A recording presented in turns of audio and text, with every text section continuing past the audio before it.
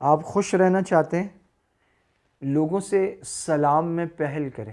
مسلمانوں میں تو الحمدللہ اسلام کا یہ طریقہ ہے السلام علیکم جو دعا ہے۔